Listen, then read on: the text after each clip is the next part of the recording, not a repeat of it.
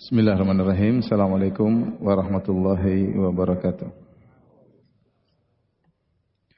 Innal hamdalillah nahmaduhu wa nasta'inuhu wa nastaghfiruh wa natubu ilaihi wa na'udzu billahi min shururi anfusina wa min sayyiati a'malina. May yahdihillahu fala mudilla lahu wa may yudlil fala hadiya lahu. وأشهد أن لا إله إلا الله وحده لا شريك له وأشهد أن محمدا عبده ورسوله لا نبي بعده يا أيها الذين آمنوا اتقوا الله حق تقاته ولا تموتن إلا وأنتم مسلمون يا أيها الناس اتقوا ربكم الذي خلقكم من نفس واحدة وخلق منها زوجها وبث منهما رجالا كثيرا ونساء واتقوا الله الذي تساءلون به والأرحام إن الله كان عليكم رقيبا يا أيها الذين آمنوا اتقوا الله وقولوا قولا سديدا يصلح لكم أعمالكم ويغفر لكم ذنوبكم ومن يطع الله ورسوله فقد فاز فوزا عظيما أما بعد فإن أصدق الحديث كتاب الله وخير الهدى هدى محمد صلى الله عليه وسلم وشر الأمور محدثاتها وكل محدثة بدعة وكل بدعة ضلالة وكل ضلالة في النار. Hadirin dan hadirat yang dirahmati oleh Allah Subhanahu wa taala, pada kesempatan kali ini insyaallah kita akan sama-sama mempelajari surat atau kandungan dari surat Nuh alaihi salam. Allah Subhanahu wa taala menurunkan suatu surat yang disebut dengan surat Nuh. Dan surat ini tidak memiliki nama yang lain ya. Berbeda dengan sebagian surat, terkadang satu surat namanya satu, terkadang dua, terkadang tiga nama, ada yang lebih dari itu. Tetapi kalau surat Nuh namanya cuma surat Nuh. Dan surat ini khusus spesial berbicara tentang kisah Nabi Nuh alaihissalam, karena tidak disebutkan kisah nabi-nabi yang lain. Dan ini mirip dengan kisah surat Yusuf. Surat Yusuf ya, dari awal sampai akhir khusus tentang Nabi Yusuf alaihissalam, sebagaimana surat Nuh. Adapun surat-surat yang lain tercampur antara kisah Nabi yang satu dengan kisah Nabi yang lainnya. Seperti surat Al-A'raf, seperti surat Hud, disebutkan beberapa anbiya, beberapa rasul dalam satu surat. Adapun surat Nuh khusus untuk menjelaskan kisah Nabi Nuh alaihissalam. Dan Nabi Nuh alaihissalam adalah awwalu rasulin atau awwalu rusulin bu'itha ila ahlil ard, adalah rasul yang pertama yang diutus oleh Allah Subhanahu wa taala kepada penghuni bumi, sebagaimana dalam hadis syafaah. Tatkala orang-orang datang meminta syafaat, mereka datang kepada Nabi Adam alaihissalam, lantas mereka memuji Nabi Adam alaihissalam, dan Nabi Adam tidak berani memberi syafaat. Kemudian mereka pergi kepada Nabi Nuh dan mereka berkata, "Ya Nuh, engkau adalah rasul yang pertama yang Allah utus kepada penghuni bumi." Antara Adam dan Nuh alaihissalam ada asyrat kurun, ada 10 generasi. 10 generasi. Wallahu a'lam masing-masing generasi umurnya berapa, tetapi ada 10 generasi. Sehingga sebagian ahli tafsir mengatakan, ya, kalau Nabi Adam punya anak misalnya puluhan, maka kira-kira di zaman Nabi Nuh, tatkala Nabi Nuh diutus kepada kaumnya, mungkin jumlah penduduknya tatkala itu mungkin ribuan ya. Mungkin apa? Ribuan, sekitar begitu. Karena cuma 10 generasi ya. Sekitar ribuan. Dan tidak ada kaum yang lain, cuma itu aja. Cuma itu aja, tidak ada kaum yang lain. Oleh karenanya Nabi Nuh alaihissalam juga diberi gelar dengan Abul Bashar Ats-Tsani, nenek moyang yang kedua. Nenek moyang pertama Nabi Adam alaihissalam, setelah itu tersisa kaum Nabi Nuh alaihissalam. Kemudian setelah itu datang banjir besar, hujan deras, semuanya meninggal dunia kecuali keturunan Nabi Nuh alaihissalam. Wa ja'alna dzurriyyatahu humul baqin. Kami jadikan keturunan Nabi Nuh itulah yang tersisa. Jadi kita semua ini adalah keturunan Nabi Nuh. Dan kita semua ini keturunan Nabi Adam alaihissalam. Nabi Adam nenek moyang yang pertama, Nabi Nuh nenek moyang yang kedua. Jadi kita sedang cerita tentang nenek moyang kita ya. Siapa Nabi Nuh alaihissalam. Surat Nuh ya, surat yang diturunkan di kota Mekah, ya, surat Makkiyah dengan kesepakatan para ulama. Dan surat ini khusus bercerita tentang dakwah Nabi Nuh alaihissalam. Dakwah Nabi Nuh dan khusus tentang dakwah tauhid. Bahkan sebagian ahli tafsir mengatakan belum ada syariat di zaman Nabi Nuh. Tidak ada, cuma tauhid aja. Tidak ada pembicaraan tentang syariat, tentang puasa, tentang zakat, cuma tauhid. Dan Nabi Nuh alaihissalam berdakwah 950 tahun cuma tentang apa? Tauhid. Tentunya larangan membunuh, larangan mencuri tetap ada di seluruh syariat para anbiya ada, tetapi secara umum syariat cuma satu, yaitu disuruh mentauhidkan Allah Subhanahu wa taala. Dan Nabi Nuh alaihissalam selama 950 tahun ya fokus untuk berdakwah tauhid. Dan sebagaimana saya katakan tadi, surat ini turun di fase Makkiyah tatkala Nabi sedang berdakwah di kota Mekah. Dan Nabi lagi sangat membutuhkan arahan dari Allah Subhanahu wa taala. Di antara hal yang menghibur Nabi sallallahu alaihi wasallam agar bersabar dengan tindakan kaumnya, kaum musyrikin Arab, maka Allah kisahkan kepada Nabi Muhammad sallallahu alaihi wasallam kisah Nabi Nuh. Wa kullan naqussu 'alaika min amba'ir rusuli ma nuthabbitu bihi fuadak. Kata Allah, kami kisahkan kepada engkau tentang kisah-kisah para rasul, ma nuthabbitu bihi fuadak, yang membuat engkau tegar wahai Muhammad. Agar Nabi sabar dalam berdakwah. Telah berlalu sebelum Nabi, nenek moyang Nabi sallallahu alaihi wasallam yaitu Nabi Nuh yang berdakwah sampai 950 tahun dan dia sabar. Ya. Kemudian dengan mengetahui ya kisah Nabi Nuh, Nabi diperintahkan untuk mengikuti ya beruswah, berqudwah kepada Nabi Nuh alaihissalam. Allah berfirman, "Fasbir kama sabara ulul azmi minar rusul." Sabarlah engkau wahai Muhammad sebagaimana para ulul azmi dari kalangan para rasul bersabar. Di antara ulul azmi minar rusul adalah siapa? Nabi Nuh alaihissalam, ya. Nabi Nuh alaihissalam ya diutus oleh Allah kepada kaumnya dan dia berdakwah selama 950 tahun. Wa laqad arsalna Nuhan ila qaumihi falabitha fihim alfasanatin ila khamsina aman fa akhadhahumut tufan wa hum zalimun. Kata Allah dalam surat Al-Ankabut, sungguh kami telah mengutus Nabi Nuh kepada kaumnya dan dia pun berdakwah 950 tahun. Lantas kemudian kaumnya ditimpa dengan tufan maksudnya banjir besar karena mereka berbuat kezaliman. Adapun usia Nabi Nuh alaihissalam maka khilaf di kalangan para ulama. Ya, dakwahnya 950 tahun. Dakwahnya 950 tahun. Berapa usia total Nabi Nuh? Wallahu a'lam bishawab. Ada yang mengatakan Nabi Nuh diangkat menjadi rasul tatkala berusia 40. Kemudian setelah banjir menghabisi mereka, dia masih ada sisa umur sekian tahun. Jadi umur beliau 950 tahun tambah 40 tambah lagi sisa umurnya setelah banjir. Ada yang mengatakan Nabi Nuh diangkat menjadi seorang rasul setelah berumur 300 sekian tahun. Seumur 300 sekian tahun baru kemudian berdakwah 950 tahun, jadi berapa? 1200-an. Kalau 350 tambah 950 1200. Belum lagi dia hidup setelah itu berapa ratus tahun, totalnya mungkin 1500 tahun lebih umur beliau. Ada yang sampai 1700 tahun lebih, ya. Intinya masa dakwah beliau 950 tahun, ya, itu belum ditambah dengan usia tatkala beliau diangkat menjadi rasul dan usia setelah kaumnya ditenggelamkan oleh Allah Subhanahu wa taala. Intinya Nabi Nuh berdakwah sangat lama. Dan sebagian ulama mengatakan inilah ujian bagi Nabi Nuh alaihissalam. Makanya Allah sebutkan tentang Nabi Nuh diutus oleh Allah dan berdiam 950 tahun dalam surat Al-Ankabut. Kenapa? Karena surat Al-Ankabut di awal surat Allah mengatakan alif lam mim ahasiban nasu ayyutraku ayyaqulu amanna wa hum la yuftanun.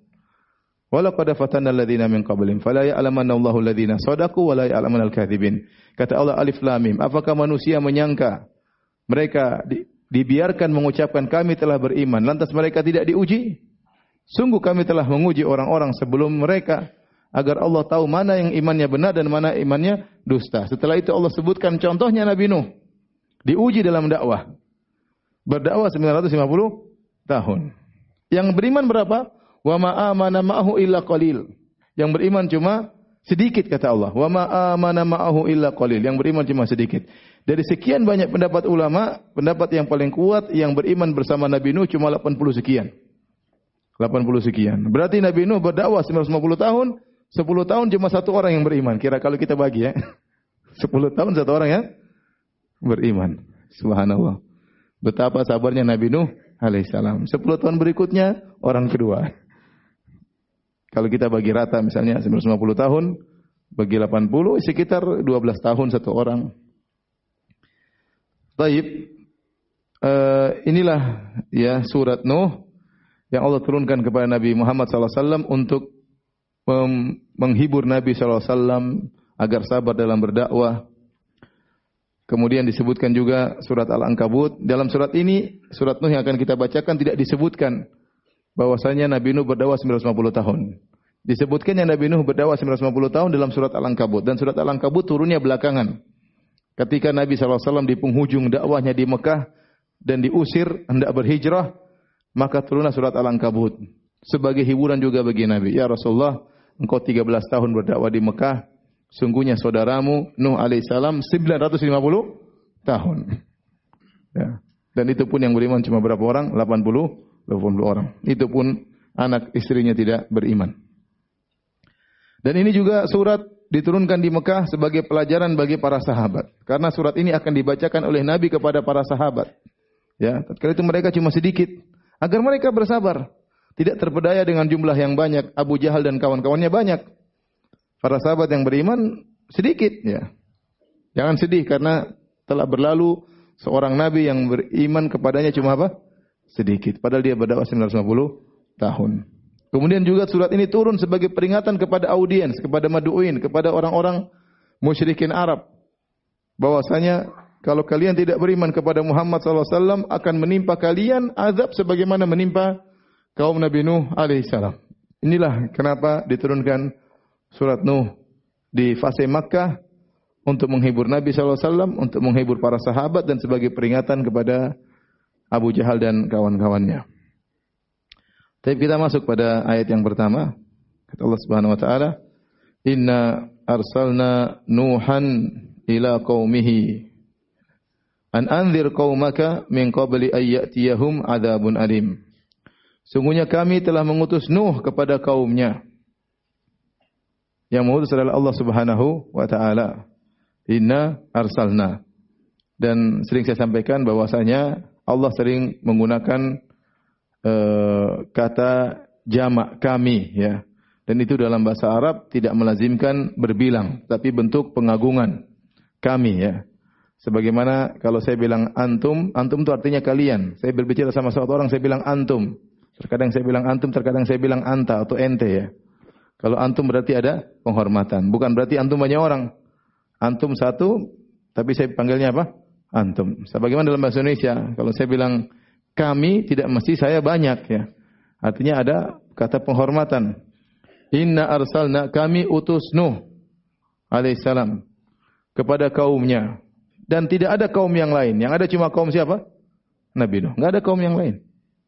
Penghuni bumi seluruhnya cuma kaum Nabi Nuh. Tadi saya katakan jumlahnya diperkirakan oleh sebagian ahli tafsir seperti Tahir bin Asyur rahimahullah, kata beliau paling ribuan. Sekitar ribuan karena jarak dengan Nabi Adam cuma 10 kurun. An anzir qaumaka, berilah peringatan kepada kaummu. Dan ini Allah ingatkan, wahai Nuh, bahwasanya yang kau diutus, kaum yang kau diutus kepada mereka adalah kaummu sendiri, bukan yang lain. Allah tidak mengatakan an anzirin nas, berilah peringatan kepada manusia, tapi kata Allah berilah peringatan kepada kaummu. Kenapa? Di kaum tersebut ada kerabat-kerabat Nabi Nuh. Ya, mungkin ada orang tuanya, ada kakaknya, ada adiknya, ada istrinya, ada anaknya. Ya, kerabat namanya cuma sekelompok kecil ribuan orang, pasti Nuh punya hubungan kekerabatan banyak dengan mereka. Jadi perhatikanlah mereka karena mereka itu adalah kaum wahai Nuh. An anzir qaumaka, berilah peringatan kepada kaummu min qabli ayyatiyahum adzabun alim, sebelum datang kepada mereka azab yang pedih. Maka Nabi Nuh alaihissalam menjalankan perintah Allah Subhanahu wa taala.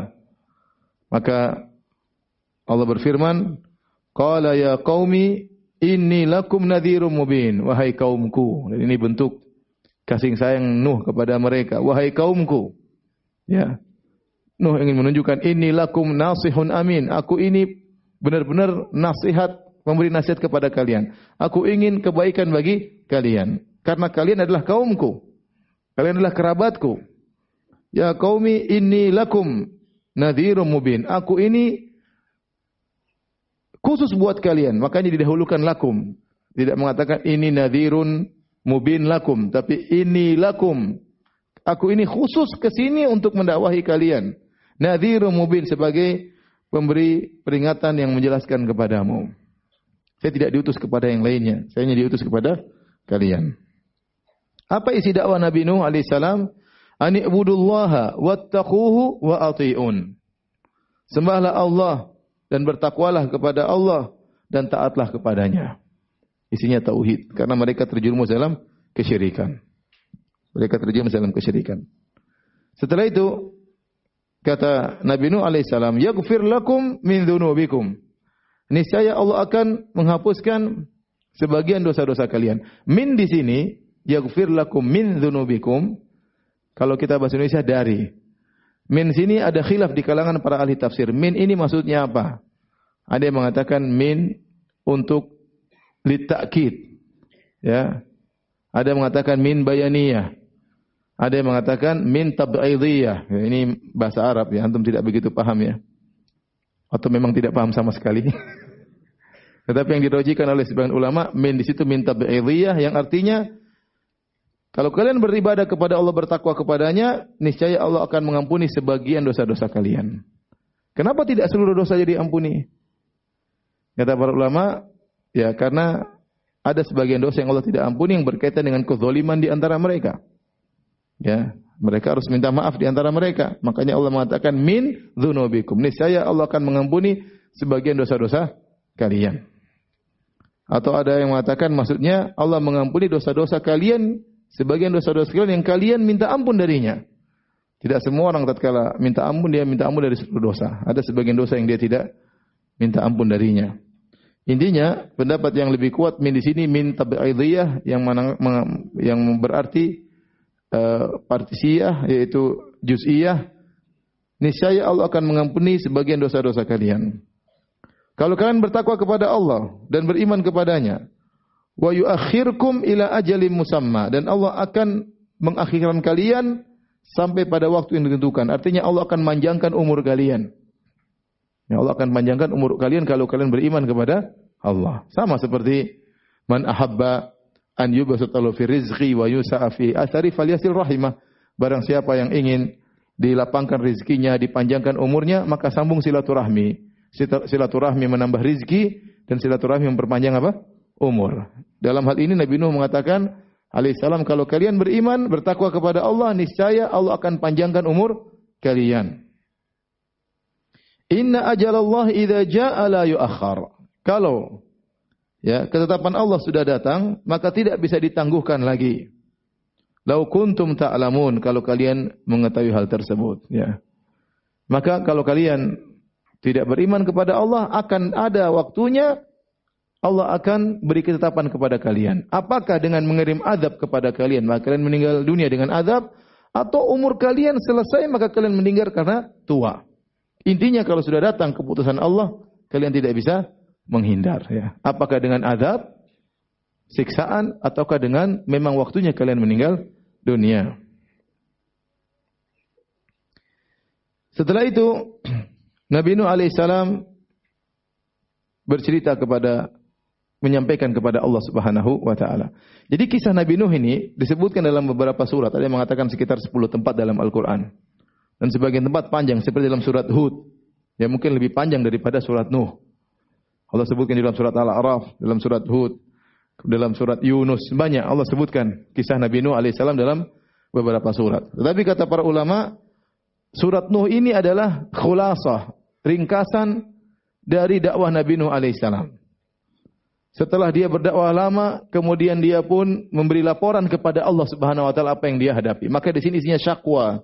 Nabi Nuh mengeluhkan dakwahnya kepada Allah Subhanahu wa taala. Ya. Dia ceritakan kepada Allah tentang bagaimana dakwah yang dia alami setelah ratusan tahun. Maka dia pun mengeluh kepada Allah. Dia berkata, qala rabbi inni da'autu qaumi laila wa nahara. Ya Rabbku, sungguhnya aku mendakwahi kaumku malam dan siang. Ini surat penting untuk diketahui para dai. Lihatlah bagaimana perjuangan Nabi Nuh alaihissalam. Dia berdakwah siang dan malam. Bukan seperti kita ya. Nanti dakwah sore aja ya, atau sebulan sekali ya, atau seminggu sekali. Nabi Nuh dakwanya siang malam.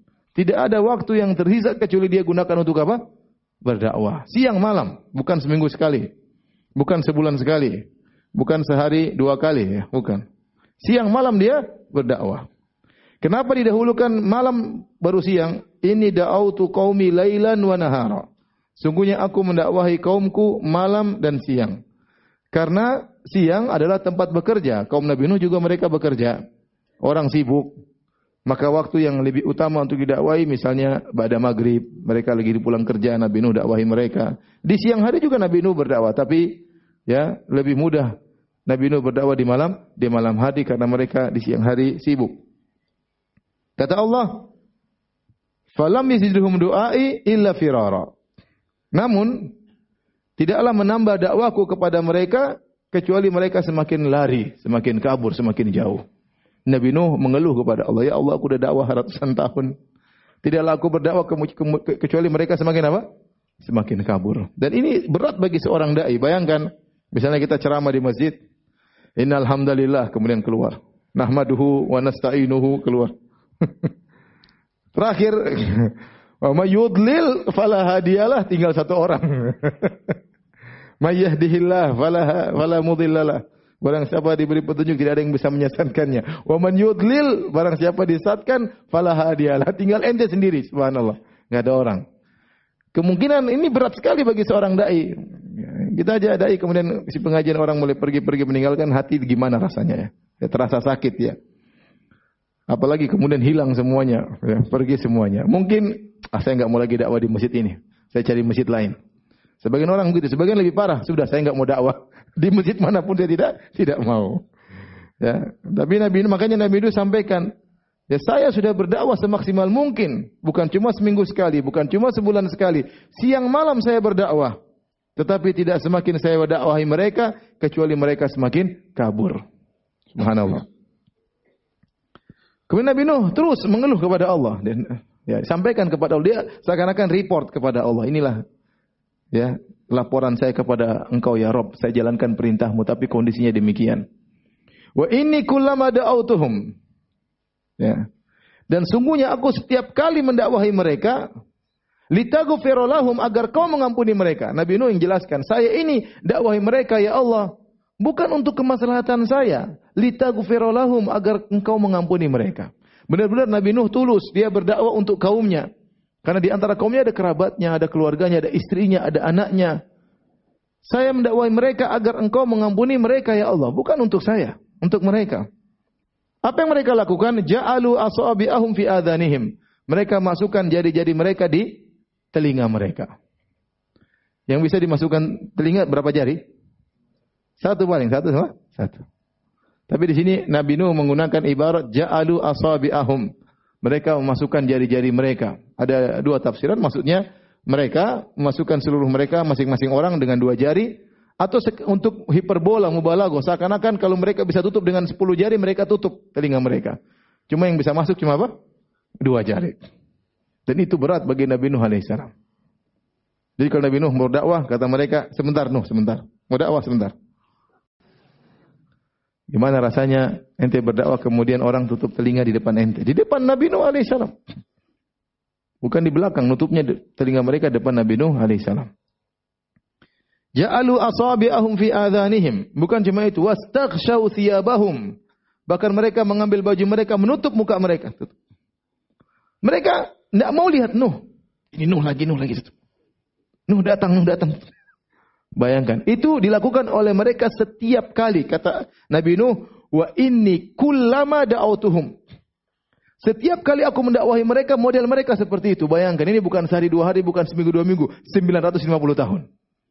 Bayangkan, siapa yang kuat dakwah seperti Nabi Nuh alaihissalam? Setiap kali aku datangi mereka, begitu model mereka. Tapi Nabi Nuh sabar ya. Ini sosok yang sabarnya super sabar ya Nabi Nuh alaihissalam. 950 tahun kayak begini ya, audiensnya ya. Yang beriman cuma berapa orang? 80 orang lebih. Setiap 10 tahun cuma 1 orang yang tambah pengikut. Subhanallah. Tapi Nabi Nuh sabar. Wastaghshaw thiyabahum, mereka menutup wajah mereka dengan baju-baju mereka. Wa asarru, dan mereka ya terus tetap mengingkari, berkukuh, ya, tetap tidak mau beriman kepada Nabi Nuh alaihissalam. Ya, tegar dalam kekafiran mereka. Kata Nabi Nuh, wastakbaru istikbara, dan mereka sombong dengan benar-benar kesombongan. Ini Nabi Nuh lapor sama Allah, inilah kaumku ya Allah. Mau bagaimana lagi? Kesombongan mereka, puncak kesombongan. Wastakbaru istikbara. Kemudian Nabi Nuh cerita lagi. Thumma ini, setelah aku dakwai ratusan tahun, mereka seperti itu modelnya. Nabi Nuh menempuh cara yang lain. Thumma itu huruf yang kata gandeng yang memberikan jarak. Thumma, kemudian. Entah berapa lama, kemudian Nabi Nuh menjelaskan lagi, ya Allah, aku menempuh metode dalam mendakwah mereka. Seluruh metode aku tempuhi agar mereka dapat hidayah. Kata Nabi Nuh, "Summa inni da'autuhum jihara." Kemudian aku dakwahi mereka jihara, terang-terangan. Dakwah Nabi Nuh tidak ada yang sembunyi-sembunyi ya. Dakwah kebenaran di atas dakwah tauhid ya. Qul hadhihi sabili ad'u ila Allah. Katakan ini jalanku, aku menyuruh kepada Allah. Ya, bukan dakwah yang sembunyi-sembunyi, dakwah yang terang-terangan. Jelas Nabi Nuh menyuruh kepada tauhid. Thumma inni, kemudian Nabi Nuh memperinci bagaimana dakwah dia. Thumma inni a'lantu lahum wa asrartu lahum israra. Terkadang aku berdakwah dengan iklan, terkadang aku berdakwah dengan israr. Israr itu dengan diam-diam. Maksudnya bagaimana? Dalam buku tafsir disebutkan, Nabi Nuh terkadang ada kumpulan orang dia datangi, iklan. Fulan dijelaskan. Terkadang dia ketuk pintu satu-satu orang. Asrartu lahum israran. Diam-diam. Nabi Nuh menempuh semua dakwah. Ada dakwah namanya dakwah secara umum, ada dakwah fardiyah, satu orang. Karena di antara audiens ada orang yang dia tidak mau menerima kecuali kalau di hadapan banyak orang, dia lihat orang tertarik, akhirnya dia tertarik juga. Ada orang tipenya begitu. Dia datang ke pengajian, dia asalnya tidak tertarik, tapi lihat orang-orang pada tertarik, kenapa? Dia duduk, akhirnya dia ikut. Ada orang tidak mau dengan cara demikian. Dia bisa dapat hidayah atau petunjuk kalau kita datang dia orang per orang. Datang ke rumahnya kita ngobrol. Ya. Dia mau tempat khusus. Ada orang dia mau ngajinya di rumahnya dengan keluarganya. Ada yang seperti itu. Sebagai awal seperti tidak apa-apa. Kita datangi, kita ke rumahnya, ngobrol. Bahkan terkadang tidak langsung berdakwah, ngobrol beberapa kali. Kemudian bikin pengajian. Ya. Dia ingin mengaji sama keluarganya sendiri. Ya. Ada orang mau ngaji tempat khusus. Kita semua, segala kesempatan yang bisa kita tempuh, kita tempuh. Ya. Orang mau dakwah misalnya hanya mau terima di kampung, ya udah ke kampung. Hanya orang mau terima dakwah di kota, ya kita ke kota. Ada orang cuma mau mendapat dakwah di hotel, ya kita ke hotel. Orang mau ke sawah, ya udah ke sawah ya.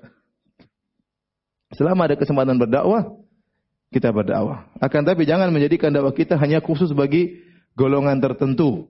Makanya Nabi Nuh mengatakan, "Inni da'autu tsumma inni da'autuhum jihara."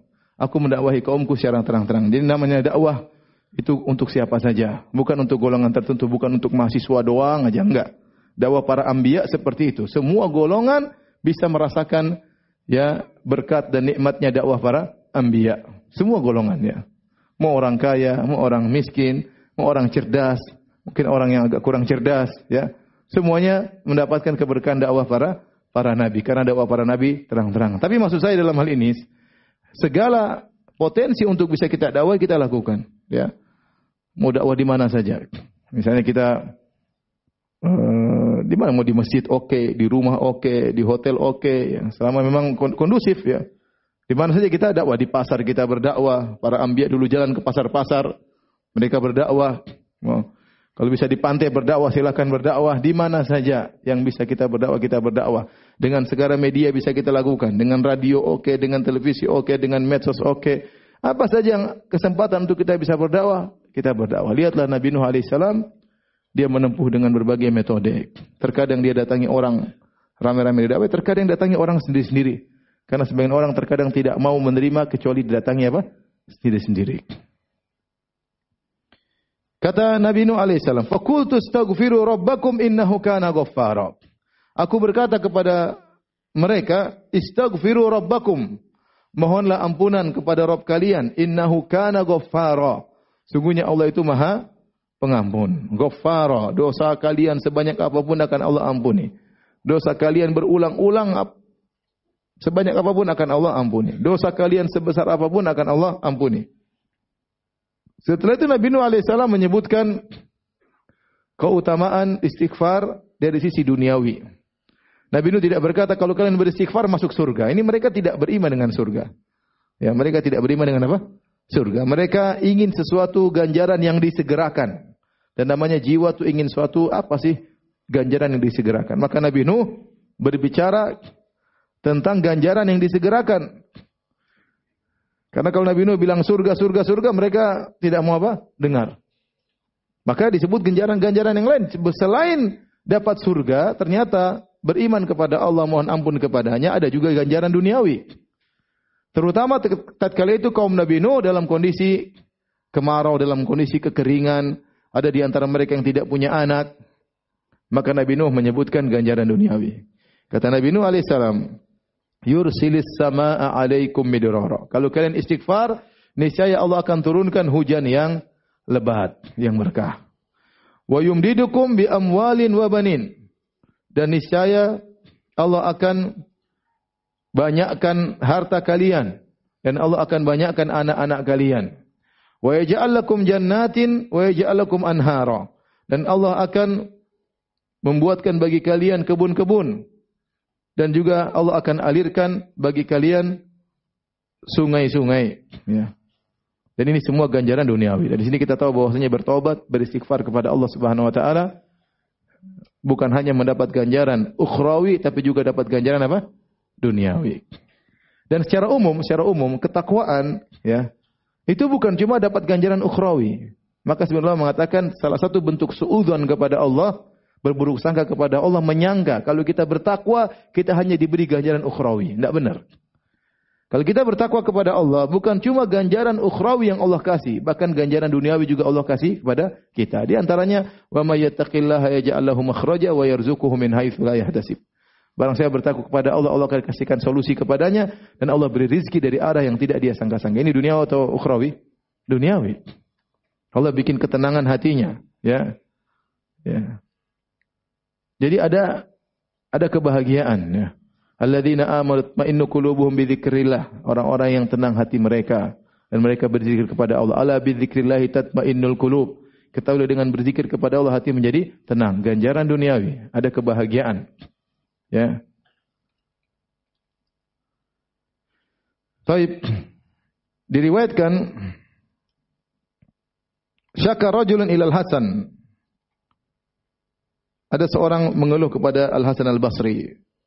Datang mengeluhkan, ya, al-judubah, kekeringan yang dia alami, tidak turun hujan. Maka Al Hasan menjawab, istaghfirillah, minta ampunlah kepada Allah. Ada lagi yang datang, wasyaka akhar ilaihi al-faqar. Ada lagi datang kepada Al Hasan, wahai Hasan Al Basri, dia orang alim, seorang ulama tabi'in. Saya miskin, apa solusinya? Kata Hasan, istaghfirillah, beristighfar kepada Allah. Wa qala lahu akhar, ada lagi yang datang. Wahai Hasan, ud'u Allah an yarzuqani waladan. Wahai Hasan Al-Basri, saya sudah lama tidak punya anak. Berdoalah kepada Allah agar Allah menganugerahkan kepadaku anak. Kata Hasan Al-Basri, istaghfirillah. Istighfar kepada Allah. Wa syaka ilaihi akhar, dan datang lagi seorang yang lain. Syaka ilaihi akhar jafafa bustanihi. Dia mengeluhkan tentang kebunnya yang kering. Maka kata Hasan, istaghfirillah, beristighfarlah kepada Allah. Faqulna lahu, kami murid-muridnya berkata tentang hal tersebut, ya. Faqala, kenapa setiap orang datang engkau mengatakan istighfar, istighfar, istighfar? Kata Hasan, ma qultu min indi syai'an, aku tidak mengucapkan dari kantongku sama sekali. Ini semua dari Allah. Inna Allah Ta'ala yaqul fi surati Nuh. Allah berkata dalam surat Nuh, istaghfiru rabbakum innahu kana ghaffara. Beristighfarlah kepada Rabb kalian, sungguhnya Allah Maha Pengampun. Yursilis samaa alaikum midrara. niscaya Allah turunkan hujan yang deras. Wa yumdidukum bi amwal, Allah akan perbanyak harta kalian. Wa banin, Allah perbanyak anak-anak kalian. Wa yaj'al lakum jannat, dan Allah akan bukakan bagi kalian kebun-kebun. Wa yaj'al lakum anhara, Allah alirkan sungai-sungai bagi kalian. Masalahnya sama. Dan semua masalah hilangnya dengan apa? Istighfar. Dan ini benar. Ini sekedar contoh saja. Kebetulan yang dihadapi oleh kaum Nabi Nuh ini masalahnya. Mereka dalam kondisi kekeringan, mereka tidak punya anak, keturunan mereka sulit, ya. Hujan tidak turun-turun, maka Nabi Nuh mengatakan demikian.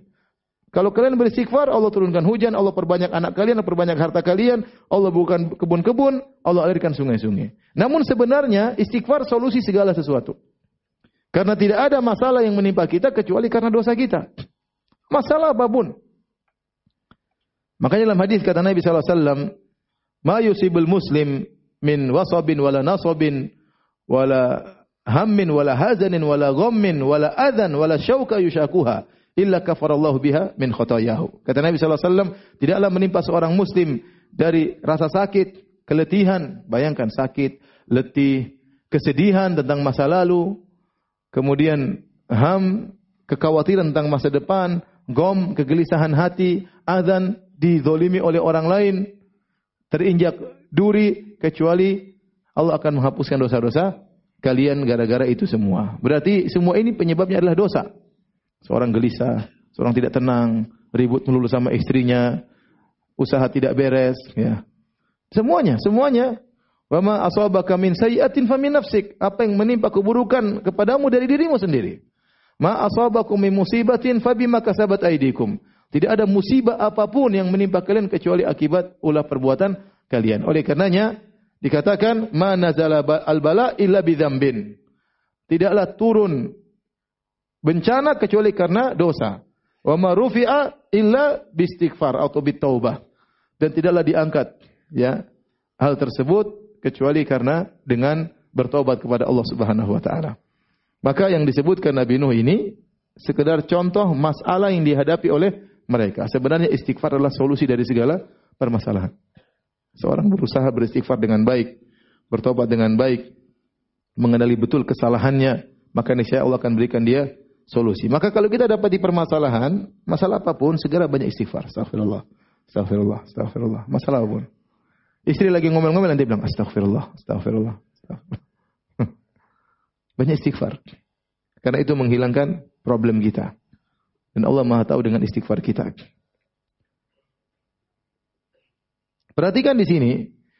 Ini Nabi Nuh berbicara tentang orang-orang kafir yang mereka masih kafir kalau mereka beristighfar diberikan kenikmatan-kenikmatan duniawi ini. Maka bagaimana lagi dengan orang-orang yang beriman? Ya, orang kafir saja. Ini kan yang dihadapi Nabi Nuh, kaumnya kafir atau mukmin? Kafir atau kaum mukmin bermaksiat? Kafir. Tapi kalau mereka beristighfar akan diberikan berbagai macam kenikmatan duniawi. Dan ini menunjukkan tentang betapa baiknya Allah Subhanahu wa taala. Seorang bersalah kemudian bertobat, bukan cuma dihapuskan dosa-dosanya menjadi nol, bahkan dikasih bonus. Bonusnya dunia dan akhirat. Siapa yang lebih baik daripada Allah Subhanahu wa taala? Tidak ada manusia seperti ini. Ada orang kalau kita salah sama dia, kita zalimi dia, lantas kita minta maaf. Apa dia kasih kita duniawi? Ente minta maaf sama saya maafkan. Ini mobil buat ente. Apakah ada orang seperti itu? Enggak ada. Enggak ada. Tapi Allah Subhanahu wa taala iya. Seorang membanggang Allah, melanggar perintahnya, mungkin berzina, mungkin merampok, mungkin melakukan berbagai macam kemaksiatan. Dia kembali kepada Allah, bukan cuma dosanya menjadi nol. Bahkan Allah kasih bonus akhirat, dikasih surga, dunia Allah kasih ketenangan, Allah kasih rezeki, Allah kasih anak-anak, Allah kasih ya keberkahan. Kemudian kata Nabi Nuh alaihissalam, namun mereka tetap saja tidak mau beristighfar. Sudah dikasih iming-iming tentang manfaat duniawi, mereka tetap saja tidak mau beristighfar. Kata Nabi Nuh alaihissalam, "Ma lakum la tarjuna lillahi waqara?" Kenapa kalian tidak mengagungkan Allah, Tuhan kalian? Wa qad khalaqakum atwara, sementara Allah telah menciptakan kalian dalam beberapa tingkatan kejadian. Kalian tahu hal tersebut. Dari air mani, kemudian menjadi seterusnya sampai menjadi anak kecil, menjadi dewasa seperti kalian. Kalian diberikan umur panjang, umur ratusan tahun. Ya, kenapa kalian tidak mengagungkan Allah Subhanahu wa taala? Kemudian Nabi Nuh mulai menyebutkan tentang nikmat-nikmat yang Allah berikan kepada mereka. Pertama, kalian diciptakan oleh Allah dengan tingkatan-tingkatan. Kalian tahu akan hal tersebut. Alam tarau kaifa khalaqallahu sab'a samawatin tibaqa. Tidakkah kalian perhatikan bagaimana Allah telah menciptakan 7 langit yang bertingkat-tingkat? 7 langit ini yang kalian lihat baru tingkatan pertama. Masih ada 7 tingkatan di atas. 1, 2, 3 dan antara satu dengan yang lain entah berapa jaraknya. Ini semua ciptaan Allah Subhanahu wa taala. Kenapa kalian tidak mengagungkan Allah Subhanahu wa taala? Wa ja'alal qamara fihinna nuran wa ja'ala syamsa siraja. Dan Allah Subhanahu wa taala menjadikan di langit ada rembulan. Wa ja'ala syamsa siraja, Allah menjadikan matahari bersinar. Ini juga nikmat yang kalian rasakan setiap hari. Setiap hari matahari terbit, kalian merasakan hangatnya matahari, kalian bisa melihat. Ya. Bayangkan kalau enggak ada matahari pakai lampu, dari mana biayanya? Ya. Ada kawan katanya main ke Australia waktu cerita pas musim dingin. Anaknya bilang, di sini AC di mana-mana," katanya. Padahal musim apa? Musim dingin. Kalau ente mau pasang AC bikin dingin, coba pasang AC seberapa? Enggak bisa pasang AC untuk satu kota. Berapa biayanya? Energinya dari mana? Batu baranya siapa buat bikin listrik nyalain AC? Tapi Allah kasih begitu saja. Tiap hari kita dapat nikmat matahari muncul. Itu nikmat atau tidak? Nikmat. Nikmat. Kalau matahari Allah padamkan, kita kedinginan sudah. Atau enggak usah dipadamkan, dijauhkan 1.000.000 kilo, kita udah kedinginan. Ya. Ente mati kedinginan semuanya. Ini nikmat yang kata sebagian ulama yaitu dalam firman Allah, ya. Wa atakum min kullin ma sa'altumu. Dalam sebagian qiraah wa atakum min kullin ma sa'altumu. Allah berikan kepada kalian nikmat-nikmat yang kalian tidak minta kepada Allah Subhanahu wa taala karena Allah tahu kebutuhan kalian. Ya. Seperti tadi Allah ciptakan langit bertingkat-tingkat, Allah ciptakan rembulan, Allah ciptakan matahari. Kemudian kata Allah, "Wallahu ambatakum minal ardi nabata." Dan Allah menumbuhkan kalian dari tanah dengan sebaik-baiknya. Ya. Tsumma yu'idukum, kalian diciptakan dari tanah, kemudian diciptakan jadi manusia, kalian tumbuh dengan baik. Tsumma yu'idukum fiha wa yukhrijukum ikhraja. Nabi Nuh ingatkan, nanti suatu saat kalian akan dikembalikan ke tanah tersebut, dikubur. Suatu saat akan ada hari kebangkitan wa yukhrijukum ikhraja. Dan Allah akan keluarkan kalian dari liang lahat tersebut di hari kebangkitan. Allah sebutkan lagi, "Wallahu ja'ala lakumul arda bisata." Bukankah Allah yang telah menjadikan bagi kalian bumi sebagai hamparan, bisa kalian tinggali? Bumi secara umum datar. Kalian bisa tinggali, ya, ada sungainya, ada lautnya. Kalian bisa bercocok tanam, ya. Yang bagian kerikil-kerikil ada tapi tidak banyak. Kebanyakannya enak ditempati, datar, indah, mudah dipijak. Hewan-hewan ternak kalian bisa tinggal di situ, kalian bisa bercocok tanam, kalian bisa bangun rumah, kalian bisa bangun istana, ya, nikmat seluruhnya. Seakan-akan itu semua terjadi sendiri, kan tidak. Ini semua ada yang ciptakan, yaitu Allah Subhanahu wa taala. Kenapa kalian tidak mengagungkan Allah? Bitasluku minha subulan fijaja, supaya kalian bisa menjalani jalan-jalan yang luas ada di bumi itu. Banyak fijaj, banyak jalan-jalan, silakan kalian tempuh. Makanya Allah jadikan bumi sebagai hamparan. Setelah semua ini, Nabi Nuh sampaikan kepada mereka dengan penuh kesabaran, dengan penuh metode ini, metode anu, agar mereka beriman kepada Allah. Ternyata hasilnya tidak ada. Mereka tidak beriman.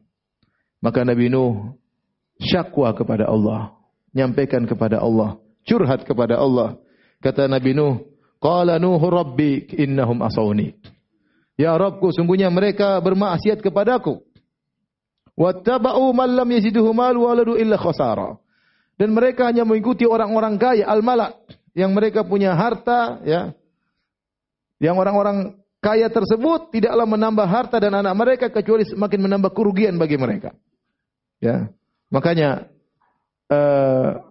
kaum Nabi Nuh, mereka tidak beriman kepada Nabi Nuh karena ikut Nabi Nuh orang miskin. 80 orang itu miskin-miskin. Ya. Kata mereka, "Nuh, kalau kami ikut ke engkau, kamu harusnya kaya. Engkau kalau Nabi harusnya kaya, punya harta banyak, baru kami beriman. Tentu ini disebutkan dalam surat yang lain, tapi saya tidak ingin lari ke surat lain, kita ingin fokus di surat Nuh. Intinya, kaum Nabi Nuh tidak mau mengikuti Nabi Nuh, tapi mengikuti al-mala, pembesar-pembesar kaum Nabi Nuh. Yang mereka orang-orang kaya. Tetapi dan mereka juga punya banyak anak. Sungguhnya kekayaan mereka dan anak-anak mereka tidaklah menambah bagi mereka kecuali kerugian. Kata Nabi Nuh alaihissalam mengeluh lagi curhat kepada Allah. Wa makaru makran kubbara. Dan sungguh mereka telah membuat makar tipu daya yang amat besar. Tipu daya untuk menghalangi dakwah Nabi Nuh alaihissalam. Tipu daya agar menolak Nabi Nuh alaihissalam. Ya, agar Nabi Nuh tidak bisa berdakwah. Mereka nyusun, mereka rencanakan. Ya, karena ini yang dihadapi Nabi Nuh. Nabi Nuh tegar berdakwah 950 tahun. Untuk menghadapi dakwah yang tidak berhenti-berhenti selama 950 tahun ini, mereka harus bikin makar, tipu daya yang luar biasa agar bisa mencegah dakwahnya Nabi Nuh alaihissalam. Wa qalu, kemudian Nabi Nuh sampaikan kepada Allah, wa qalu la tadharunna alihatakum wa la tadharunna waddan wa la suwa'an wa la yaghutha wa ya'uqa wa nasra. Dan mereka berkata, jangan sekali-sekali kalian meninggalkan Tuhan-Tuhan kalian. Jangan kalian tinggalkan Wad, Suwa, Yaguth, Ya'uq, Nasr. Ini 5 berhala yang mereka sembah. Ada yang mengatakan Wad dan Suwa disebutkan secara khusus. Wad dan wala suwa'an. Jangan kalian tinggalkan Wad dan Suwa. Setelah itu mereka sebutkan 3 berurutan. Wala Yaghutha wa Ya'uqa wa Nasra. Jangan juga tinggalkan penyembahan terhadap Ya'uq, Yaguth, Ya'uq dan Nasr. Siapa mereka ini? Ya. Ada yang mengatakan berhala yang paling top adalah Wad dan Suwa. Ya. Sisanya kurang top ya. Yang paling top Wad, Suwa, maka disebutkan secara khusus, tidak bergandengan. Waktu menyebut Ya'uq, Yaguth, Ya'uq, Nasra bergandengan. Ini karena sembahan mereka bertingkat-tingkat ya. Namanya sembahan kalau banyak ya begitu, pasti ada yang top di antaranya ya. Taib. Siapa 5 orang ini?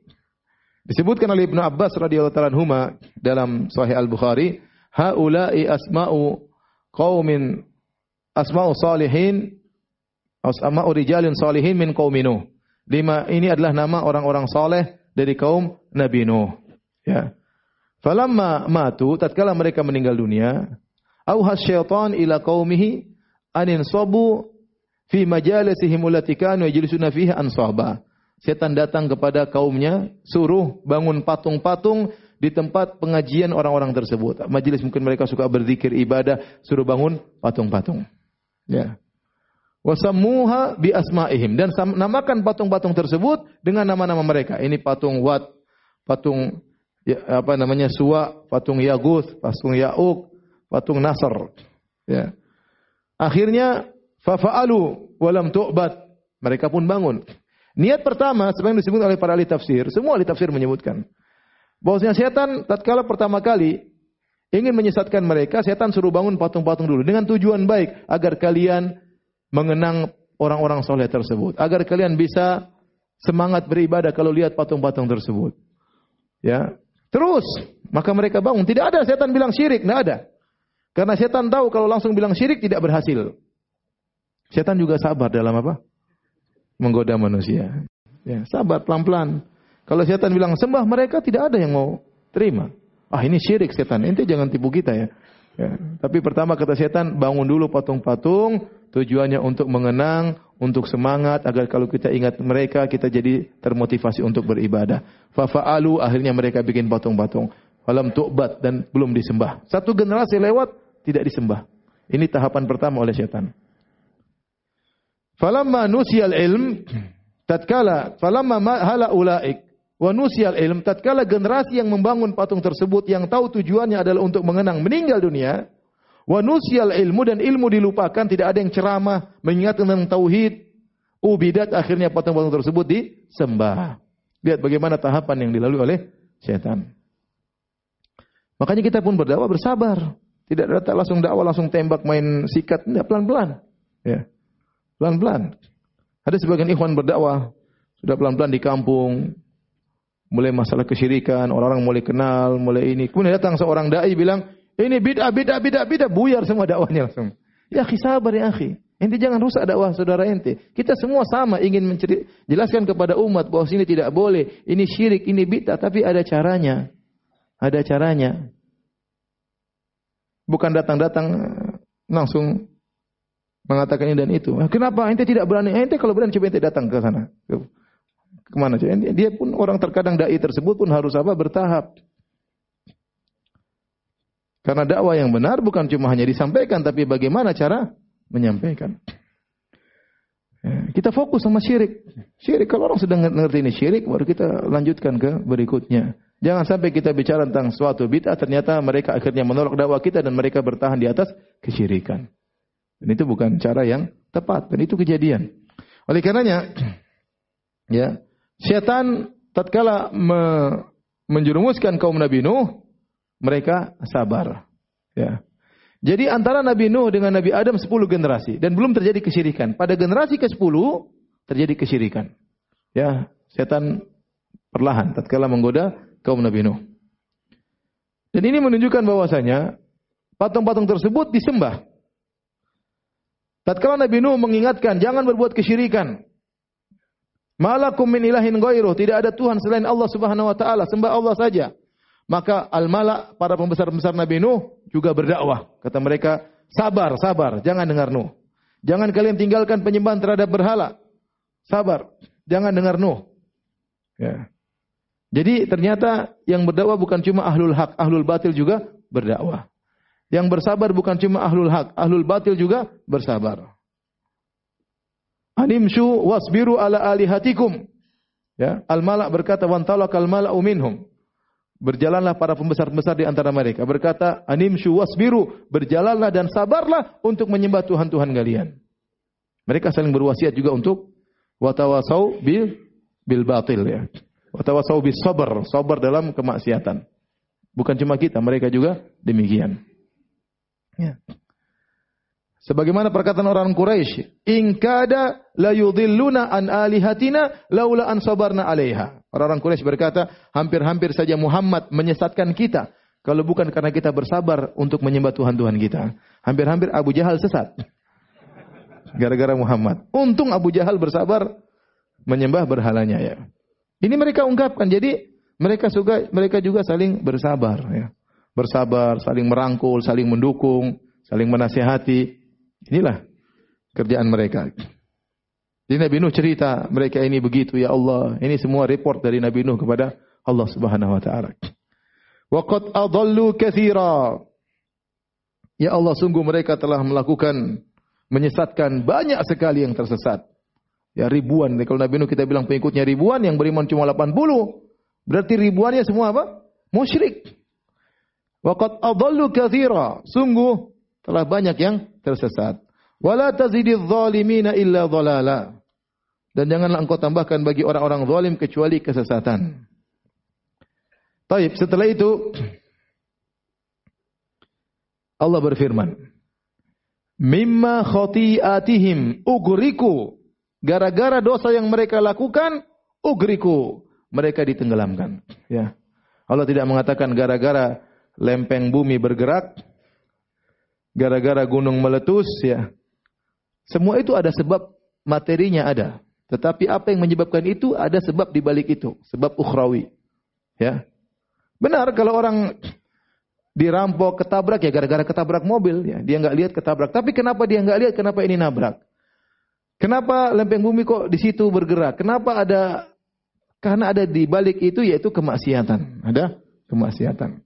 Zaharul fasadu fil barri wal bahri bima kasabat aydin nas liyudhiqahum ba'dalladzi amilu la'allahum yarji'un. Telah nampak kerusakan di daratan dan di lautan akibat ulah perbuatan manusia. Agar Allah merasakan sebagian akibat perbuatan mereka, semoga mereka sadar. Semoga mereka sadar.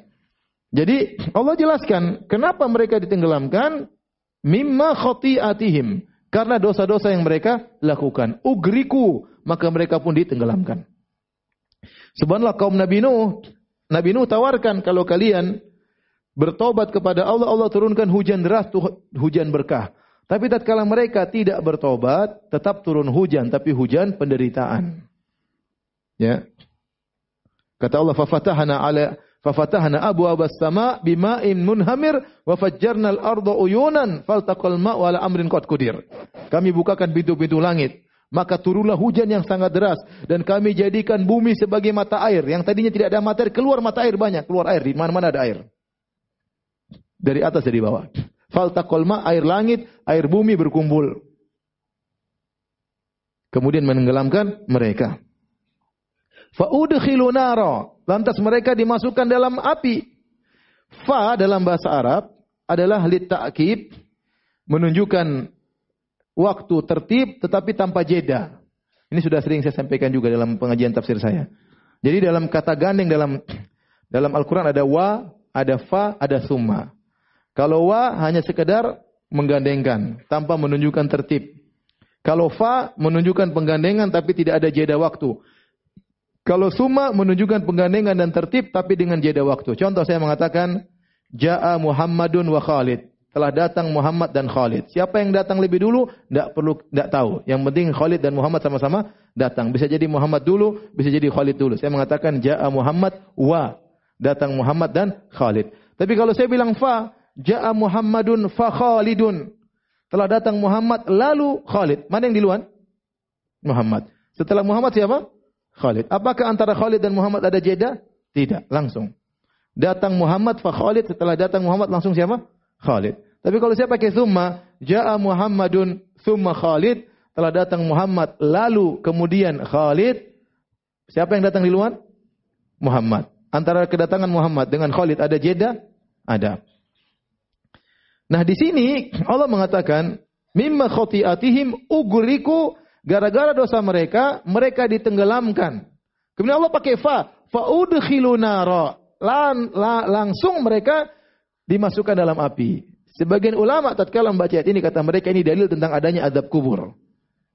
Mereka bukan dimasukkan di neraka di akhirat, tapi di neraka tatkala mereka sedang ditenggelamkan tadi langsung mereka dimasukkan dalam faudkhilu. Mereka ditenggelamkan, ruh mereka langsung dibakar oleh Allah dalam alam barzakh. Karena Allah menggunakan kata apa? Fa. Faham di sini? Allah tidak mengatakan summa udkhilun nara. Kemudian mereka dimasukkan di neraka ya mungkin hari kiamat. Tapi Allah menggunakan fa yang menunjukkan bergandengan. Mimma khati'atihim ugriku, gara-gara dosa mereka ditenggelamkanlah mereka fa udkhilun nara. Langsung mereka disiksa dengan api. Berarti ini azab kubur. Ini pendapat pertama. Pendapat kedua, bukan azab kubur. Tapi mereka waktu dibakar, waktu mereka tenggelam di lautan, mereka juga dibakar dalam lautan. Dan Allah mampu mengeluarkan api dalam lautan. Mampu atau tidak? Mampu. Sekarang kita lihat saja kalau lahar keluar. Kalau lahar keluar dari gunung, dalam air itu terbakar. Lahar tersebut masih apa? Terbakar. Masih nyala. Jadi mau saya, pendapat pertama mengatakan ini adanya ada azab kubur. Pendapat kedua mengatakan tidak, mereka disiksa tenggelam sekalian dibakar oleh Allah Subhanahu wa taala. Subhanallah ya. Betapa maha kuasa Allah Subhanahu wa taala. Kata Allah, "Falam yajidu lahum min dunillahi ansara." Dan mereka tidak menemukan penolong-penolong mereka selain Allah Subhanahu wa taala. Siapa yang mau tolong mereka? Enggak ada yang bisa tolong mereka. Nabi Nuh tidak bisa tolong mereka. Nabi Nuh saja anaknya tidak bisa dia tolong. Tidak bisa. Dia bilang, nak kemari, anaknya enggak mau sudah. Nabi Nuh bisa tolong? Enggak bisa, dia sedih anaknya tenggelam. Siapa yang bisa tolong mereka? Apalagi sembahan-sembahan mereka, berhala-berhala, enggak bisa menolong. Berhala-berhala ikut tenggelam bersama mereka. Berhala-berhala ikut tenggelam bersama mereka.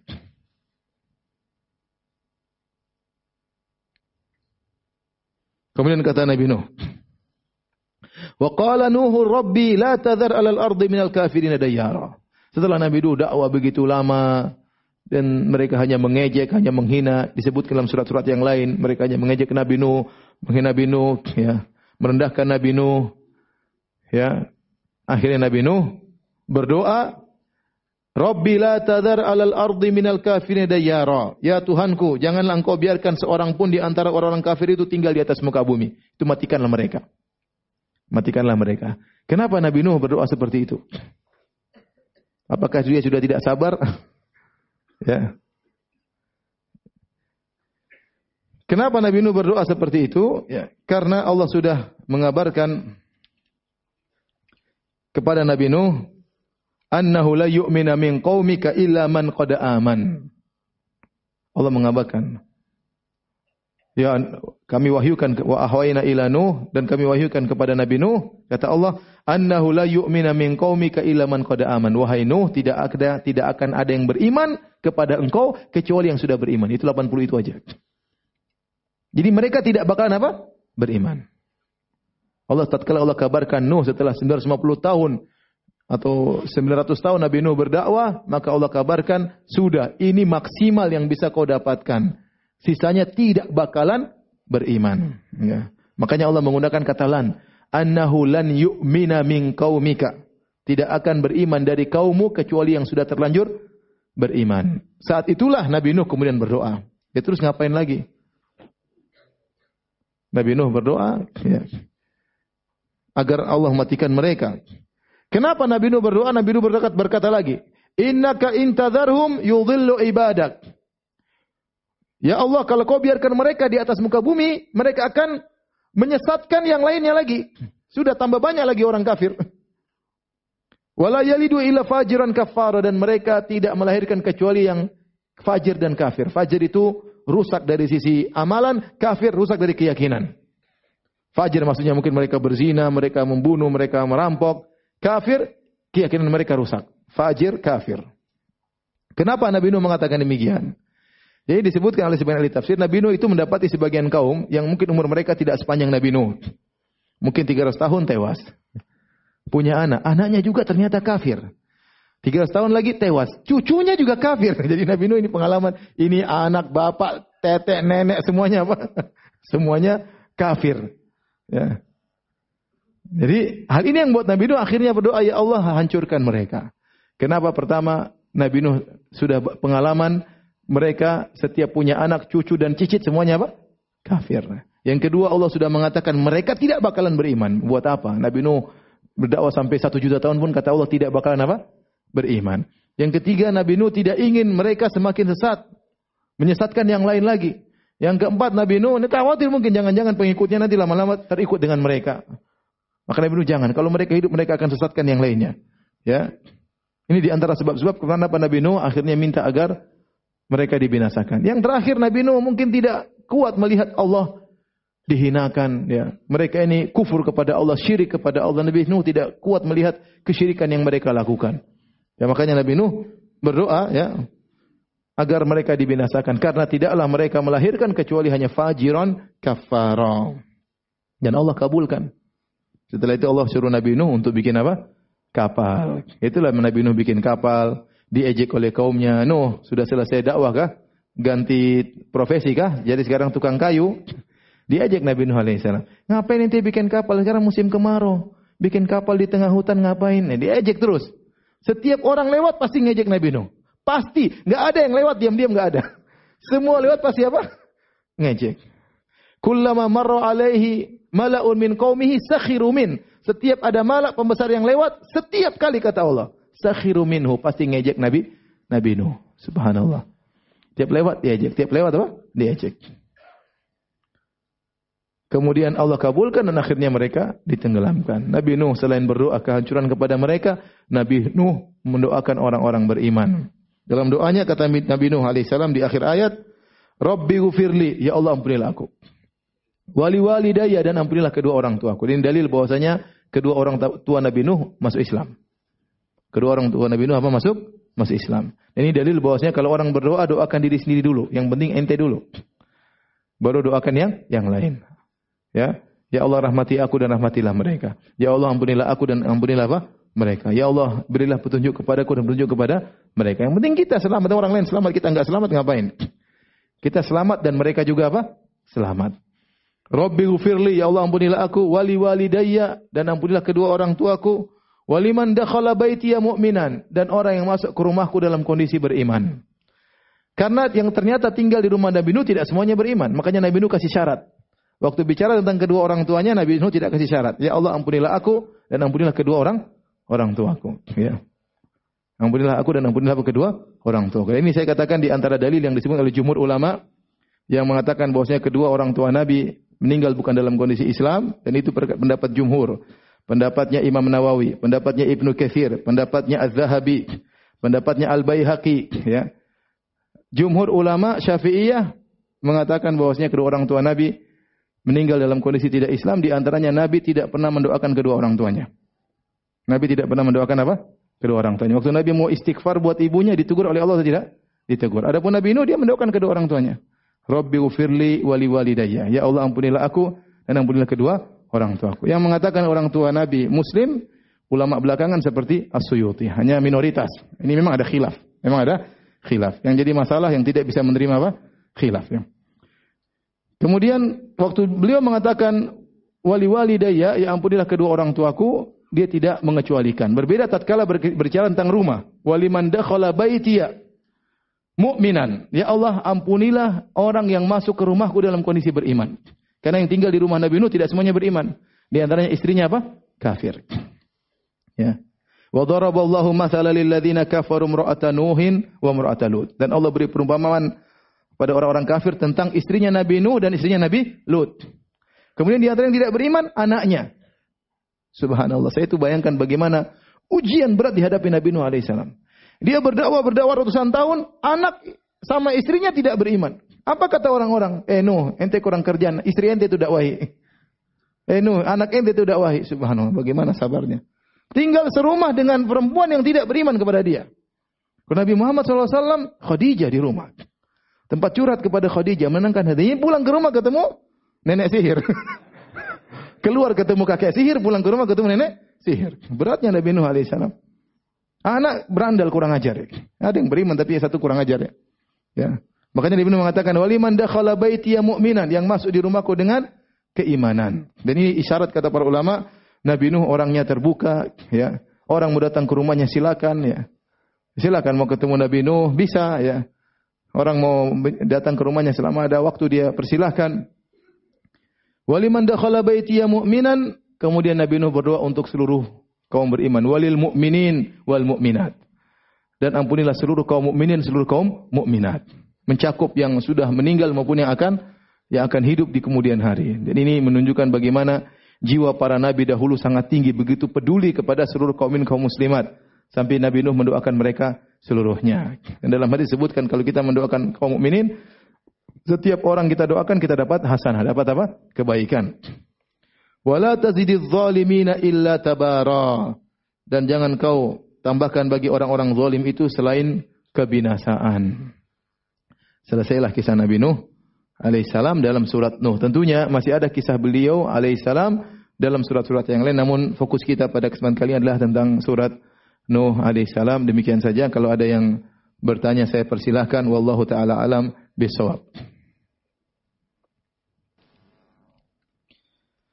Ustaz, bagaimana hukumnya berdakwah di tempat tertentu seperti hotel dengan cara ada bayarannya? Artinya hanya dikhususkan untuk mereka yang punya uang saja. Ya sudah, kalau kita nggak punya uang kita di masjid aja ya. Yang punya uang silakan ya.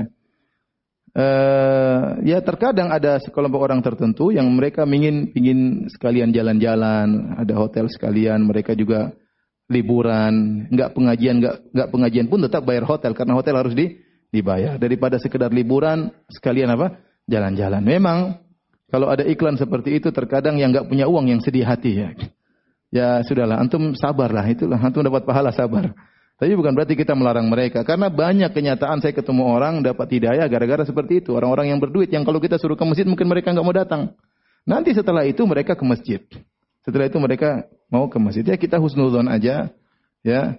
Sama seperti kita hajian pun demikian. Ada kelas ekonomi reguler, ada yang apa? Plus. Oh, ini ustadz hanya yang plus aja. Kenapa enggak ekonomi ya? Ustadz mau yang plus mau diapain? Nanti ada super plus. Ya masing-masing. Ya masing-masing. Anda yang tidak bisa ikut ustadz karena enggak punya duit ke plus, ya sudah sabar. Haji yang ekonomi. Jangan nanti bilang plus haram. Paham? Ya udah, ente sabarlah. Ya, kita berdakwah di mana saja, selama tidak melanggar apa? Syariat. Ya. Ada orang yang namanya mau didakwahi di rumah, ada seperti itu. Ustaz, saya nggak mungkin, karena orang tua saya mau ngaji di rumah saja. Ya udah bikin pengajian di rumah. Datang ke rumah bikin apa?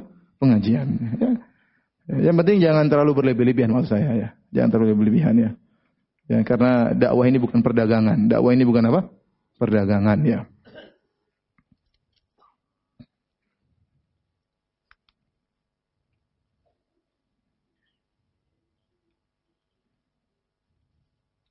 Ustaz mohon nasihatnya, adakah hubungan kisah Nabi Nuh dengan keadaan zaman penuh fitnah seperti yang kita jalani sekarang ini? Ada tentunya. Tadi Allah mengatakan mimma khati'atim ugriku, gara-gara dosa yang mereka lakukan Allah tenggelamkan mereka. Kita tahu di zaman fitnah ini banyak sumber-sumber yang membuat kita mudah berdosa. Di antaranya medsos, di antaranya HP, di antaranya televisi, di antaranya YouTube. Maka seorang berhati-hati tatkala bermuamalah, berinteraksi dengan hal-hal seperti ini. Jaga pandangannya, jaga telinganya, ya. Karena bisa jadi dia tiap hari setengah jam, 1 jam dia ngeraup dosa setiap hari tanpa dia sadari. Entah dosa melihat aurat wanita yang terbuka, entah dosa ikut menyebarkan gibah, entah dosa berlezat-lezat dengar berita gibah, namimah, dustaan yang belum tentu benar, dan banyak ya. Fitnah zaman sekarang banyak. Belum lagi seorang dengan medsos mudah berinteraksi dengan wanita yang lain, ya. Ngirim-ngirim gambarlah kepada istri orang terkadang. Dan itu terjadi, ikhwan, terjadi. Terjadi bukan sama orang awam saja, orang yang sudah ngaji pun terkena fitnah tersebut. Ya, orang yang sudah ngaji pun terkena fitnah tersebut. Maka seorang harus sadar bahwasanya tidaklah kesusahan menimpa kita kecuali karena maksiat yang kita lakukan, maka kalau dia bermaksiat segera istighfar kepada Allah Subhanahu wa taala. Dan juga ini dalil bahwasanya kisah Nabi Nuh bahwasanya jumlah yang banyak bukan ukuran kebenaran. Lihatlah kita kaum muslimin dibandingkan dengan orang-orang kafir, kita lebih sedikit. Yang menyembah Nabi Isa miliaran banyak sekali. Dibandingkan dengan kita yang menyembah Allah Subhanahu wa taala, yang mentauhidkan Allah. Tapi apakah mereka benar, kita salah? Tidak. Ukuran kebenaran bukan dengan apa? Banyak atau sedikit. Ukuran kebenaran adalah dalil atau tidak. Bisa jadi kebenaran bersama yang banyak, bisa jadi kebenaran bersama yang sedikit. Kebetulan Nabi Nuh alaihissalam cuma sedikit. Wa ma amana ma'ahu illa qalil. Tidak beriman kepada Nabi Nuh kecuali cuma sedikit, 80-an orang.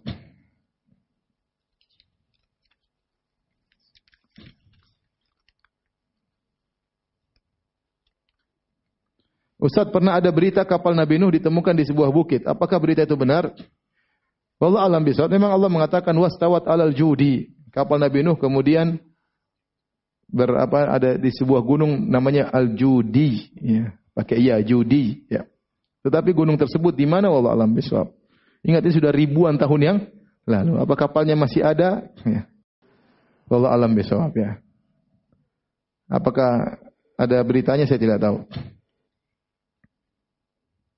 Ustaz, bagaimana kita mengetahui beda ujian? Karena Allah ingin menaikkan derajat kita dengan musibah yang menimpa kita karena ulah dosa-dosa kita sebelumnya. Biasanya kalau para nabi, orang-orang soleh, kita bilang ujian. Tapi kalau kita yang bahlul-bahlul seperti ini, ya pokoknya kalau kita dapat musibah, kita istighfar. Kalau kita bersabar, pasti diangkat derajat kita. Mau itu ujian, mau itu hukuman, bukan urusan kita. Yang penting kita beristighfar, bertakwa kepada Allah. Maka ujian tadi, terlepas apakah dia musibah, hukuman atau dia ujian, maka akan mengangkat derajat seseorang. Jangan dapat musibah karena saya wali. Saya memang diuji. Ente dapat musibah tambah ujub. Ya. Jadi benar memang terkadang musibah itu adalah ujian. Dan itu terjadi bagi orang soleh, bagi orang-orang beriman, ya. Tapi siapa yang merekomendasi diri kita bahwasanya kita ini orang soleh? Kita nggak tahu. Siapa yang menjamin dirinya terlepas dari dosa? Ya. Siapa? Tidak ada. Oleh karena sudah, kalau ada musibah ya udah kita istighfar aja. Mau itu ujian atau bukan, kita beristighfar kepada Allah Subhanahu wa taala.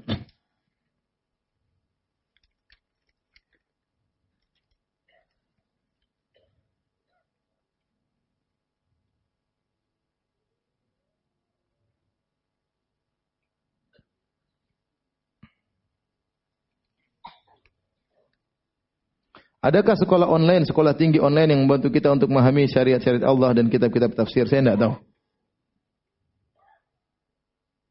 Ustaz, bagaimana seorang istri bersabar menghadapi suami yang menjalani poligami? Tanpa ada jadwal gilir, seenak semaunya. Suami kurang ajar. Suami pergi ke istri baru, bahkan tidak pamit ketika pergi. Sementara kami anak istri kadang punya hajat rencana dan itu berlangsung begitu terus. Masya Allah. Ujian berat bagi seorang wanita, menambah keimanan, ya. di poligami. Saya tidak tahu ada ujian terberat bagi wanita di zaman ini seperti apa? Poligami. Berat. Ya, ini terasa ujian di sini karena memang kondisi yang tidak mendukung. Ya. Ujian poligami di tempat kita masih tabu, beda dengan nenek moyang kita. Ya. Nenek moyang kita mudah sekali poligami ya. Ya, saya sering sampaikan, buyut saya istrinya 2, kakek saya juga istrinya 2. Tetapi poligami bukan keturunan. Yang keturunan adalah penyakit gula. Baik. Saya sampaikan kepada para lelaki, jangan bikin rusak syariat poligami. Kalau ente poligami, poligami yang benar. Pahami fikihnya. Kalau enggak, ente dosa besar. Sampai sebagian ulama mengatakan poligami hukumnya makruh. Sebagian ulama Hanabilah mengatakan poligami hukumnya makruh. Kenapa? Karena dia menghantarkan dirinya kepada kemaksiatan. Khawatir tidak adil. Ya. Kalau Anda tidak adil, Anda dosa besar. Anda diancam hari kiamat kelak datang dalam kondisi badan apa? Miring. Man kana lahu imra'atani famala ila idahuma ja'a yaumil qiyamati wa shiqqu ma'il. Barang siapa yang punya istri 2, condong kepada salah satunya, maka pada hari kiamat badannya miring.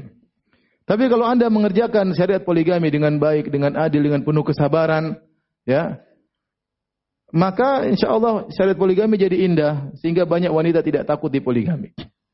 Apalagi sekarang di Indonesia yang kondisinya berat, saya bilang tadi. Bi'ah lingkungan tidak mendukung. Seorang poligami terkadang dimusuhi oleh ibunya sendiri. Kenapa kamu poligami? Terkadang dimusuhi oleh mertuanya, itu sudah jelas ya. Terkadang istrinya bersabar, diprovokasi oleh setan-setan wanita. Setan-setan wanita datang kepada istrinya. Anti kenapa dipoligami? Anti apa yang gagal sama suami anti? Seakan-akan kalau wanita dipoligami apa? Gagal. Ada setan-setan wanita itu, kurang ajar mereka. Memprovokasi para wanita sehingga akhirnya tadinya dia sabar menghadapi poligami, jadi enggak sabar. Seakan-akan dia wanita yang gagal. Beda kalau di Afrika. Di Afrika ente tidak poligami, ente dituduh. Ente kenapa tidak poligami? Ada masalah kan? Makanya kalau mau poligami di Afrika mudah. Saya bilang saya ketemu teman dia S1, saya S3. Teman ketemu pas musim haji. Masya Allah. Firanda, kamu masih 1. Saya sudah 3. Masya Allah. Saya S1, kamu S3. Saya yang 3, kamu 1. Jadi ini orang Afrika. Ya. Kalau ente mau poligami gampang ke Afrika. Kita Indonesia tidak mudah. Ya, belum peraturan-peraturan yang lainnya tidak mudah. Belum cercaan orang. Belum banyak praktek-praktek gagal sehingga membuat para wanita dilema, takut, trauma, dan macam-macam di poligami. Karena contoh-contoh banyak yang gagal. Seandainya contoh itu berhasil tentu lebih memudahkan. Jadi para lelaki yang ingin poligami, silakan poligami. Tapi bertakwa kepada Allah, jalankan syariat ini dengan benar. Karena pahalanya besar. Anda merawat 2 wanita, kemudian Anda merawat mungkin anak lebih banyak. Anda beri nafkah kepada mereka. Anda mendidik mereka. Ya, pahalanya banyak. Anda didoain oleh mereka. Intinya banyaklah. Ya. Tidak usah dibahas sekarang. Yang perempuan kalau dipoligami sabar ya. Ya, bahwasanya poligami syariat Allah Subhanahu wa taala. Anda sabar karena ini syariat Allah Subhanahu wa taala. Kalau suami punya kesalahan tegur baik-baik. Tunjukkan tetap kasih sayang. Terkadang suami berubah sikapnya karena mungkin kita omelin, kita marahin, kita maki-maki, kita bentak-bentak sehingga dia tidak berhasrat lagi sama kita. Dan itu terjadi ya. Ya, oleh karenanya namanya lelaki terkadang cinta kalau lihat akhlak istrinya bagus, tapi kalau lihat akhlak istrinya tiap hari marah-marah, ngomel-ngomel, banting sana banting sini, dia tidak berhasrat lagi, akhirnya dia mending pergi ke istri yang baru. Intinya nasihati. Terus yang kedua, jadikan poligami sebagai sarana untuk beribadah. Kalau suami kita lagi di istri yang kedua, ya udah kita ngaji, kita baca Quran, kan libur berarti. Iya kan? Liburan, benar enggak? Boleh kalau suami kita istrinya 4, berarti kita punya libur 3 hari, ya enggak? Libur, kita ngaji, baca Quran, kegiatan apa kayak ya. Jangan 3 hari nangis terus. Dinikmati. Kebahagiaan tidak selalu seperti yang kita rencanakan. Ya. Terkadang kebahagiaan kita terpaksa ya menjalani apa yang di hadapan kita. Di hadapan kita 2 pilihan. Sebagian wanita tidak bisa menerima. Ya udah, saya cerai aja. Saya enggak mau dipoligami, akhirnya cerai, dia lebih terkatung-katung. Tidak ada tempat curhat, suaminya enggak ada. Siapa yang kasih nafkah dia? Akhirnya dia minta sana, minta sini, harus bekerja dan yang lainnya, apalagi sudah tua, udah umur 50-an. Siapa yang mau sama janda 50 ya? Mungkin ada laki-laki 90 tahun mau sama janda 50. Tapi secara umum sudah jarang yang mau menikahi dia lagi. Daripada kita menjanda, tersiksa, menderita, mending kita punya suami yang berpoligami, masih beri perhatian kepada kita, dan anggap kalau hari-hari dia lagi di rumah yang lainnya, anggap aja kita lagi liburan. Ini yang bisa saya sampaikan. Sabar ya. Saya tahu memang berat ya, berat. Wanita di poligami berat. Kasus terlalu banyak.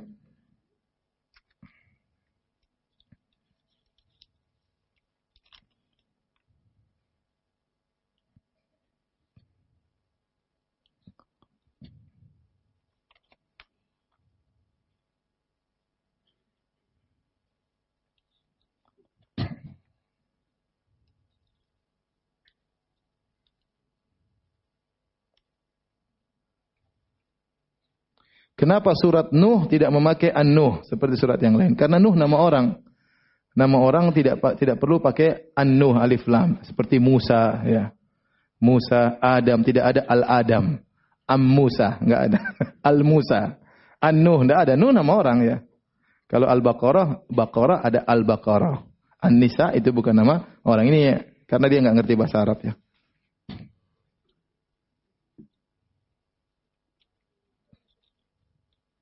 Ustaz, bolehkah dalam tahiyat kadang menggerakkan jari, kadang tidak? Karena adanya khilaf. Masalah menggerakkan jari ada khilaf ya. Ada khilaf. Sebagian ulama mengatakan hadisnya sahih. Ada tambahan dari Zaidah bin Qudamah. Dari Asim bin Kulayb an Abihi ya. Sebagian mengatakan an Wa'il bin Hujar. Sebagian mengatakan tambahan tersebut syadzah. Karena kebanyakan perawi tidak menambahkan wa yuharrikuha. Ini masalah khilafiyah. Saya sendiri lebih condong tidak menggerakkan ya. Tetapi Anda menggerakkan, enggak ada masalah. Itu hanya masalah sunnah atau tidak ya. Kalau saya lebih condong tidak digerakkan. Yang menggerakkan banyak, guru-guru saya menggerakkan. Syekh Abdul Razak menggerakkan, Syekh Abdul Musin menggerakkan, enggak ada masalah ya. Ini masalah fikih. Ente mau menggerakkan, enggak apa-apa. Ente begini saja salatnya sah kok. Apalagi kalau ente begini, lebih sah lagi. Jadi ini sunnah, kalau bisa dikerjakan alhamdulillah, kalau enggak juga enggak ada masalah. Enggak usah diperdebatkan.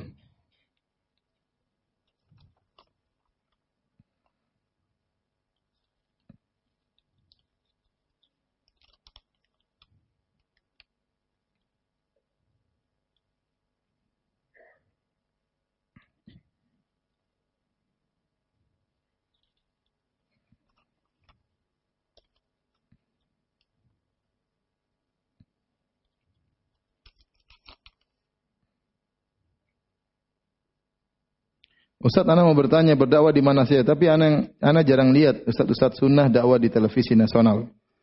Ya, tidak semua orang bisa. Ya tergantung, kalau ada kesempatan kita berdakwah, tapi kan kita tidak dapat kesempatan. Ya. Saya pernah dapat beberapa kesempatan. Saya juga pernah berdakwah pada suatu televisi. Sedang saya berdakwah sudah ada yang suruh matikan. Karena ada yang kasih tahu, Ustaz, tadi antum lagi ceramah, kita sudah diribut-ributin sama direksi, sama pimpinan. Ya, intinya seperti itu. Kita kesempatan, ada radio nasional, TV nasional, kalau bisa alhamdulillah. Tapi alhamdulillah Allah sudah berikan kita ada TV-TV sunnah, ya radio-radio sunnah, alhamdulillah. Ya, ada channel-channel sunnah. Apa saja yang bisa kita tempuh, kita tempuh. Yang bisa ceramah di Universitas silakan, yang bisa ceramah di rumah sakit, dan teman-teman berdakwah di mana saja. Ada yang ceramah di universitas, ada yang ceramah di rumah sakit, ada yang ceramah di hotel. Ya, ya. Kemarin kita sempat tinggal di hotel, hotelnya GM-nya ikut ngaji, GM-nya didatangkan semua orang ustaz, orang nasihati kami. Kita sedang bikin hotel apa? Syariah. Ya, alhamdulillah. Ya. Kita kumpulkan dai di hotel, kita bisa di mana saja. Yang penting bisa kesempatan tidak melanggar syariat, maka kita lakukan.